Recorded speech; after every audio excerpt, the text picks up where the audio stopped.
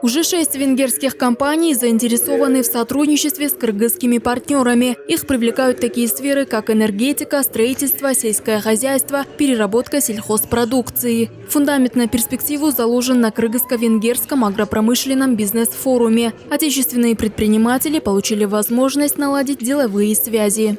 Бизнес-форум является хорошей площадкой для того, чтобы привлечь инвесторов, найти партнеров. Я думаю, что непременно наши аграрии воспользуются этой площадкой. Кроме того, на сегодняшний форум также приглашены представители наших других фондов развития. Как вы знаете, на сегодня у нас порядка 5 фондов.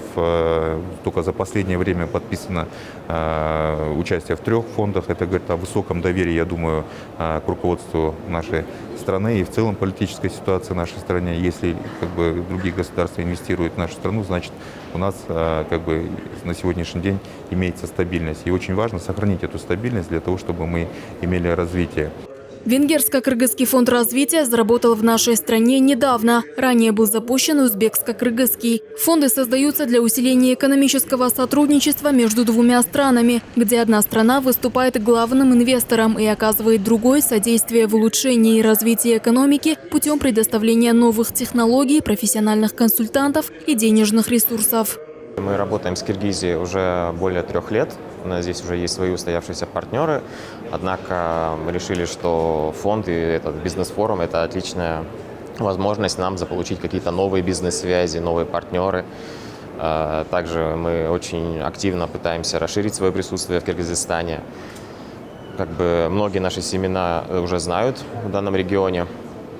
В основном наша основная деятельность была в России, но мы считаем, что Кыргызстан тоже необходимо обеспечить высококачественными семенами, дабы повысить общий уровень урожая.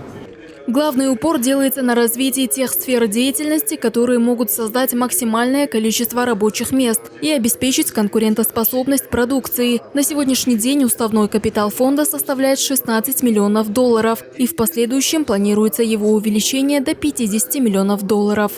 Цель этого форума прежде всего – это организация встречи между венгерскими компаниями и нашими отечественными производителями. В первую очередь это в области сельского хозяйства, строительства, а также строительства мини-ГЭС. И также другие варианты рассматриваются.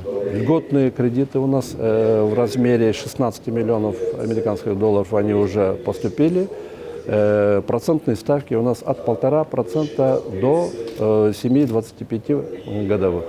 Это одни из самых льготных кредитов вообще среди финансовых институтов нашей республики. Сотрудничество Кыргызской республики и Венгрии характеризуется высоким уровнем развития и имеет весьма динамичный и интенсивный характер. Успешная деятельность Венгерско-кыргызского фонда развития позволит еще больше укрепить сотрудничество между двумя странами и способствовать реализации намеченных инвестиционных проектов.